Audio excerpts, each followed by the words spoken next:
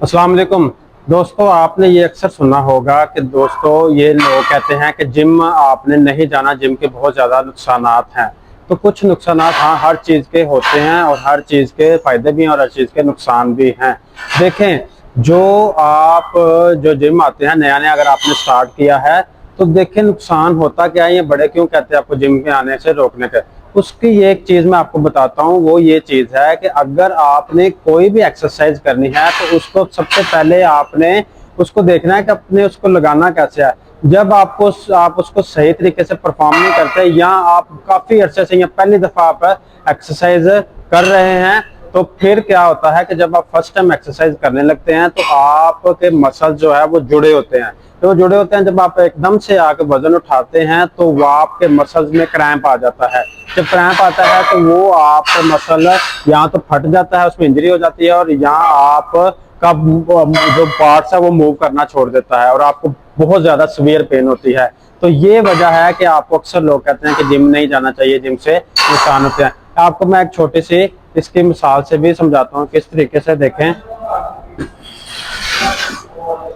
देखें ये एक एक्सरसाइज है, इसका नाम है स्क्वाट्स। अब लेट्स सपोज मैंने ये स्क्वाट लगानी है तो अगर तो मैं यहाँ तक आता हूँ और मुझे पेन स्टार्ट होना शुरू हो जाती है तो मुझे फौरी तौर पे क्या करना चाहिए कि मुझे अपना वेट ड्रॉप करना चाहिए, मुझे ये सेट नहीं लगाना चाहिए। अच्छा, ये सेट ना लगाने की वजह ये है कि अगर मैं ये सेट लगाऊंगा तो मेरे ये सारे जो है ना वो जॉइंट्स में वो पेन स्टार्ट हो जाएगी। तो उससे पहले आपने क्या करना है, आपने इस वेट के बगैर ही आहिस्ता आहिस्ता आपने थोड़ी सी पोजीशन में स्क्वाट लगानी शुरू करनी है। क्योंकि आपका मसल यूज टू नहीं है वेट उठाने का और आपके मसल जुड़े हुए हैं और आपको पहले वर्कआउट का कोई एक्सपीरियंस नहीं है। तो ये नंबर 1 रीजन है। कोई भी एक्सरसाइज ले लें जिम में, जब आप वेट उठाएंगे आके अगर आपका कोई भी मसल पेन करना शुरू कर देता है तो आपने फौरी तौर पे अलर्ट हो जाना और आपने वेट को छोड़ देना। आपने वेट नहीं लगाना, तब तक नहीं लगाना जब तक आपकी पेन रिलीफ नहीं होती। उसके बाद मैं अगर आपको बताता हूँ कि आपकी अगर लेट्स सपोज पेन स्टार्ट हो जाती है किसी भी एक्सरसाइज को करते हुए तो आपने क्या करना है।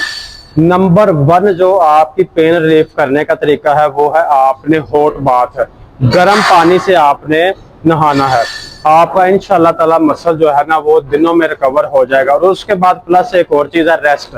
आपने अपने बॉडी को या उस हिस्से को ट्रेन नहीं करना, कम से कम 1 से 2 वीक के लिए आपने उस हिस्से को ट्रेन नहीं करना। जब आप उस हिस्से को ट्रेन नहीं करेंगे तो उसके ऊपर और ज्यादा स्ट्रेस नहीं पड़ेगा और वो रिकवर होना शुरू हो जाएगा। क्योंकि आपकी बॉडी एक कुदरती मशीन है और इसमें ऐसे सेल्स मौजूद हैं जो खुद को अपने आप को रिकवर करना जानती है। तो इसलिए जो लोग कहते हैं कि इसके नुकसान है, हाँ नुकसान है इस शेप में कि आपको कुछ चीज एक्सरसाइज का नहीं पता।